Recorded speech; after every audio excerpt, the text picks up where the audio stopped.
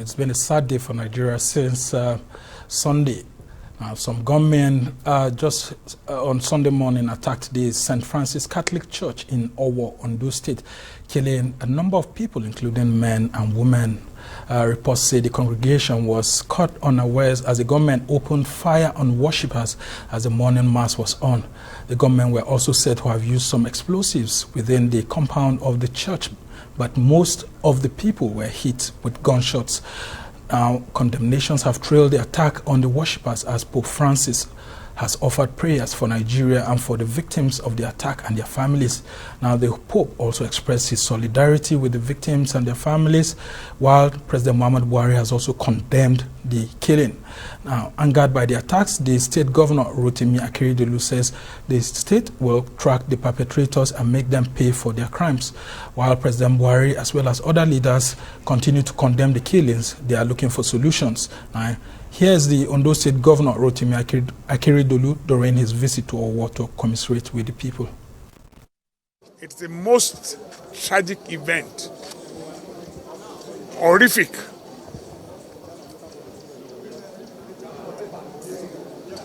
I don't want to talk about what we see or what we hear happens in America. What has happened here is a child's play. What we have in America is a child's play to what has happened there. From information from the security agencies, this is the most dastardly act that can ever happen in any society. And for the latest now, let's cross live to Owo in Ondo State, where our rice correspondent Tokumbo Oyetunji is live for us. Tokumbo, good afternoon. Just tell us what the situation is right now in Owo. Yeah, thank you, Somna, for joining us here in Owo. We're at the premises of the Federal Medical Center here in Owo, where the first port of call, talking about for emergency response that the victims were brought into yesterday to actually see what the situation is. Just by the two wards by my side here are where just down, I don't know if my camera can zoom down to the ward down there, where you have about 25 people who are still in very critical, 25 adults, in very critical condition, being given medical attention. Just another ward by the side there are where the children are equally being given medical attention. So far, we learned that 8 people, let's get that figure across to you, that 8 people, 3 children and 5 adults were brought in dead after the attack on Sunday, like you said, when the mass was just being rounded off at the St. Francis Catholic Church. So we're here in a few minutes. When we're done with you, we're going to be talking to the CMD again to tell us if there is any update as regards those excuse me, those who have been attended to here, that's been given medical attention after sustaining critical gunshot injuries from the attack yesterday. So that's why we're here, Somna. And we've seen a lot of dignitaries coming into Ondo State and all of that, but there's still this confusion as to the exact number of those who were killed as at that yesterday. You've just told us what you have heard, but we've seen both the local and international press saying that it's between 25 to about 50 persons dead. What are the emergency services saying? Well, you know, when an issue like this, a situation like this develops, there will be many suggestions, there will be many submissions, there will be different accounts of what has happened. We are still trying, like I told you, from the perspective of the CMD, the hospital in which premises we are right now, FMC, 8 people. We don't know how many more, because there are other hospitals that tended to people who are victims of that attack yesterday. So we're still trying everything possible to actually get the actual figures of those who have sadly lost their lives in this incident. So far, the figure that we gave you is from the Federal Medical Center. What has happened in other hospitals and at other places, we can't tell yet until probably later in the day when we get something concrete and official to actually work with. Sumner. Just before we let you go, have you heard anything from the church authorities? No. Apart from a statement released by the Catholic Church yesterday, confirming the incident and debunking the insinuations that the priest and some other people were abducted. No, there has not been any fresh statement from the church authorities here. We must thank you so much, Tokunbo Yetunji, Arise correspondent, joining us from Owo in Ondo State to give us the details. Well, joining me to take a look at this very sad development is the very Reverend Father Michael Umoh, who is the National Director of Social Communications at the Catholic Secretariat of Nigeria here in Abuja. And I also have former Assistant Inspector General of Police, Wilson Inalegwu, joining us on the show. Gentlemen, good to have you. Let's start with you, Father. What's the latest, and how is the larger Catholic Church in Nigeria taking this attack? Thank you very much for this opportunity, and greetings to your viewers. I think to start with, it will be good to establish that the Catholic Church is not taking this just as a Catholic Church matter. The global view is that humanity is under attack, and it's very unfortunate the way that we're finding ourselves in this situation in Nigeria. So the Catholic Church speaks more for humanity and condemns in totality this type of act anywhere to anyone. It's inhuman, and put simply, it's evil. Okay. So it is from that point of view really that the Church expresses on behalf of every right-thinking Nigeria and entire humanity that we are deeply hurt. Humanity is deeply hurt, deeply saddened by this type of thing. Not even in a war situation is it allowed. There are still some places referred to as sacred areas that if you can run to, you are protected. But there is no war, no fight, no quarrel, and people will just take it on themselves to take life. Children, women, unarmed worshippers. It's very sad, and I think that is the real issue we should be discussing as a nation. Okay, and I come to AIG Wilson Inalegwu. Let's talk about why a church will be the target of this group of terrorists. Well, it's a pleasure for me to be here, and I want to send my condolences to all the families of us that were killed yesterday. Well, the terrorists seek to divide us. When they do things like this, you see, we become against each other. They want to send a message as if one part is under attack on the other. And these are very few wicked people.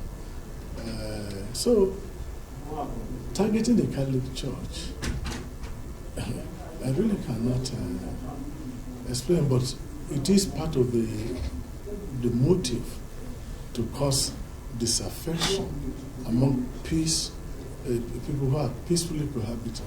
Yeah, because we've also seen this being done. I mean, even the terrorists targeting mosques and all those, even shrines too are not left out of it.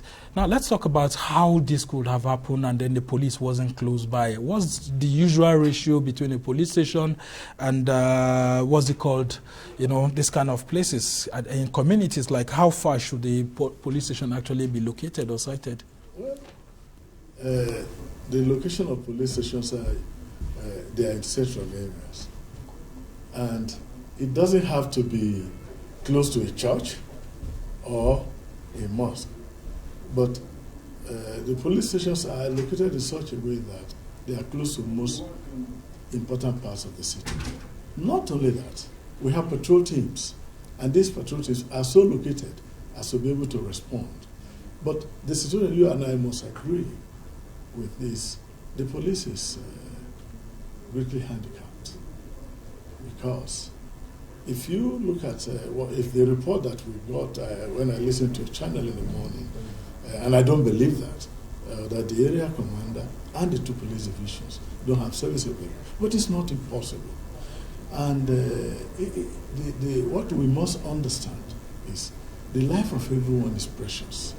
Therefore, when you equip the police, either as a local government in support, or a state government, or federal government, or even business enterprises, you are doing it for yourself and for the entire humanity.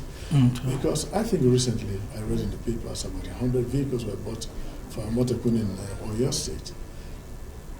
I don't know how many vehicles were provided for the MPF. And the MPF has primacy on internal security. And there is no agency that can conduct this type of operation, you know.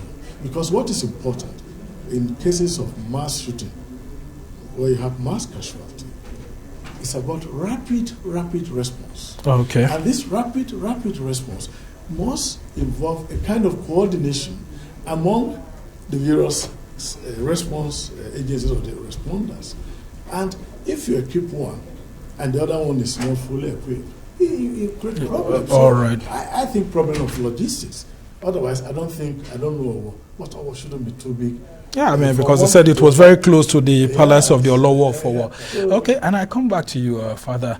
Let's talk about how humanity is being affected by this and what needs to be done. We've seen the Interreligious Council of Nigeria trying to create awareness and all of that. What do you think these terrorists are trying to drive at? Are they trying to cause division among Nigerians by going to a worship center? Or is there any particular reason why you think the Catholic Church would have been a target? As for the reason, and very sincerely, I think we are now at a point where we should beg the government that enough of this, it happened, we are fighting, he said this, he didn't say this. No. There is problem, we all know. I think the common man on the street does not really know the real reason for all these attacks. We can just keep speculating. Perhaps the government in their position and with the advantage may know. And it is time they coming out to just Nigerians, this is the problem we are having, this is the issue. Until then, I think we just keep speculating. But there's surely a serious problem in the nation. It could be hegemonic, it could be ideological, it could be political, it could be whatever. I think this government is too intelligent not to know. Okay, and some of your members have been very angry. We're reading on social media, people are saying that, look, maybe when they are going to church this time around, would have to carry some arms and all of that. What will you do to discourage people from getting into the issues of self-help? Well, even Catholic priests protesting and all of that. Just this morning we saw those pictures. People are angry, especially your church members. Everybody is angry. The whole Nigeria is angry. Not even only Christians, not just Catholics. Humanity, in the face of this type of attack and situation, will naturally be angry. But the church, the Catholic Church, is not a militant group in any way, and will never speak in favor of violence in any way. But definitely, the church is not folding its arms and will not fold its arms. They we're looking for a solution to the problem, but I can assure that solution is not the violent way. But we must do something about it. Okay, and AIG Wilson, what do you do as in you're a super cop, and in this kind of situation you've already learned how to tackle them. When people want to resort to self-help because they think that the authorities are not doing the right thing, what will be the message that you send to them? First of all, there is no need to resort to self-help. Like you first asked, what is the motive? Investigation will reveal. Some of these things, when arrests are made, we'll begin to discover more. But when you engage in self-help, you are going to create anarchy for the society. And I think the self-help I would recommend is collaboration with relevant security agencies. Yeah, but the people say government is not protecting them enough, and the police is not doing so much. So what will they do? Shouldn't they engage in self-defense? No, in terms of providing timely information, these can help. Because I think we have to rejig the intelligence gathering, mechanism, and a lot more training. And I think all I want to say, there should be patience, because if all of us begin to arm our communities to fight, it could, once this problem is solved, which I think will happen, you aren't going to retrieve those arms. Because the problem that we have today is the availability of firearms in the hand of non-state actors, illegal possession of weapons. And so they get intoxicated when they take drugs. So if we now say, let us begin to engage in self-help, we are going to create more problems. But all I want to appeal is the security agencies should come together from the investigation of all these mass shootings and active shooting incidents. Look at the problem that we have. What are the lessons we have learned from this and going forward? And then we shouldn't rest on our oars. When we had a lot of incidents, some incidents in Abuja, everywhere was well prepared. And people should know that these mad people, these wicked people, these vicious people are out there and are ready to unleash mayhem on the community. So we should be vigilant. Yeah, just before we let you go, Father, some analysts have said that there's an intention to cause a religious war in Nigeria, and this is like the beginning of it. And if care is not taken, people out of anger will fall into that trap. Lastly, how would you educate both Christians and Muslims to learn to live in peace and not to get into a religious war? Yeah, thank you very much. I still believe the government has a very big role to play in all of this.